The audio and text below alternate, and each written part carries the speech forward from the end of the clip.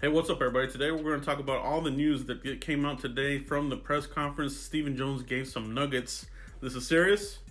Camo time, baby. Boom. All right, so today they did the official press conference with Dak Prescott. Like I said, little nuggets came out of there. But before we get to that, the NFL also announced the compensatory picks for the 2021 draft.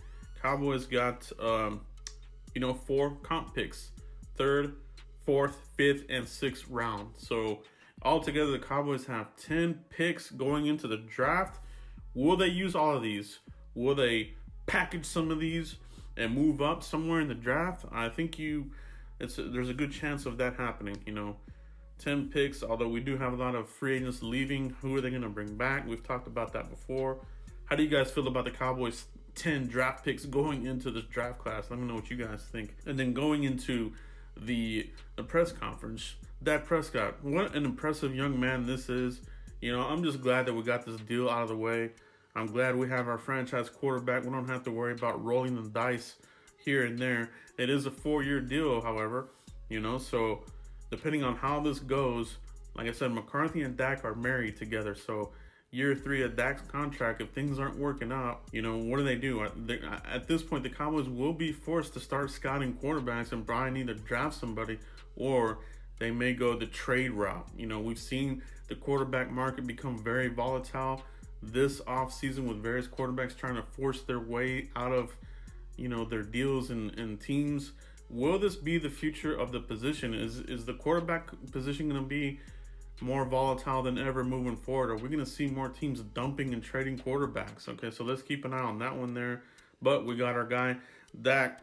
The quote of the day was, "Pressure is a privilege." I love that quote. I thought that was very impressive. Dak Prescott's a very quotable player, but very impressive. I love the press conference. Now, getting into the little details, in particular, Stephen Jones, he mentioned, let's keep an open mind. Last year, we had CeeDee Lamb. If we didn't have an open mind, we wouldn't have CeeDee Lamb. So he mentioned the open-mindedness, several times throughout this press conference. And to me, this screams, get ready. This isn't necessarily going to be defense right off the bat. A lot of people are talking about Surtain, J.C. Horn, all these other defenders. But in my mind, this means they are going to look at best player available again, and they didn't think that CeeDee Lamb would fall into their laps. And we could see some players like that. Players to keep an eye on would be, obviously, some of your pass catchers. Kyle Pitts. There's a big affinity here from the Cowboys fan base. Do you want to bring Kyle Pitts in here? It is high, but he is a dynamic pass catcher. Not to mention, you have Blake Jarwin coming off injury. How is he going to look? He's never been very impressive to me to begin with. Okay, he's good, but you can do better. I always say that. Now, Dalton Schultz, on the other hand, I think you have a little bit something there, but he's in a contract year, so he might elevate himself out of contract with the Cowboys unless they do something in the offseason. But if not, you have somebody for the future here in a Kyle Pitts. Could Waddle be there? A wide receiver from Alabama. He could be available there. Now, there's some teams above us that may want to take some of these pass catchers, but somebody may fall to us. What about a Jamarr Chase? Okay, I mentioned this on Twitter. Anything can happen. He opted out. Some people have forgotten about Jamarr Chase. As crazy it is, this guy had an outstanding 2019 campaign, the best receiver in all of college, in my opinion, last year. Opted out. Could he fall a little bit? If you get him, man, you're rocking and rolling because you have another weapon there.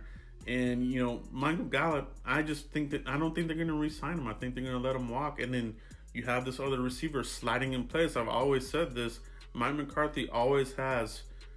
He has a knack for finding receivers to slide into place when somebody's leaving on a contract. So keep that in mind. And the one that I'm really looking at is offensive line. Stephen Jones mentioned availability, in particular the offensive line.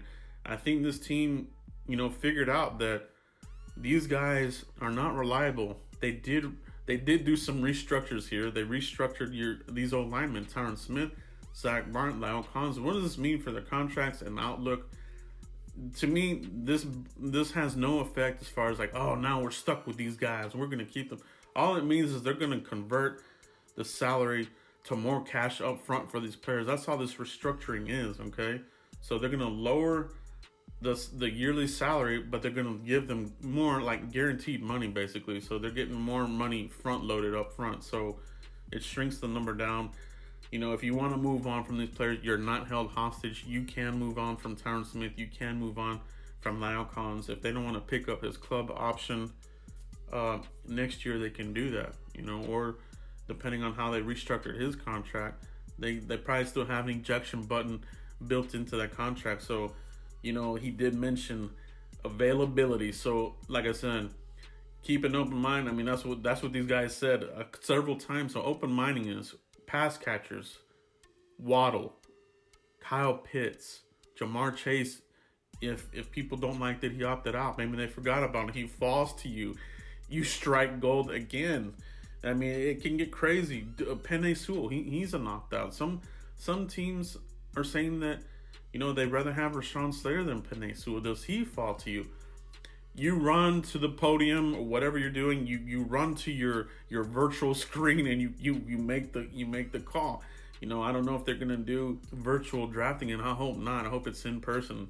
I really missed that part of the draft, but either way, that pick is coming in like that. It's coming in immediately. So that's where I think gives a little bit of hint there, like, okay, Cowboys Nation, keep an open mind. If a certain player falls here, we will take him. We will not be afraid of taking another pass catcher, an offensive lineman, even though we have name recognition players like a Tyron Smith, Lael Collins. Okay, so I'm all for it. I love it. You know, you can go offense with this first pick, and then you can turn around and get some defenders. So guys, let me know what you think about this, the news that came out today, the 10 picks, the comp picks, you know, the restructurings. What do you think about Stephen Jones and the whole open-mindedness? Let me know what you guys think. Continue to like, subscribe, and share, guys. Hit that like button. I'll catch you for the next one. Peace.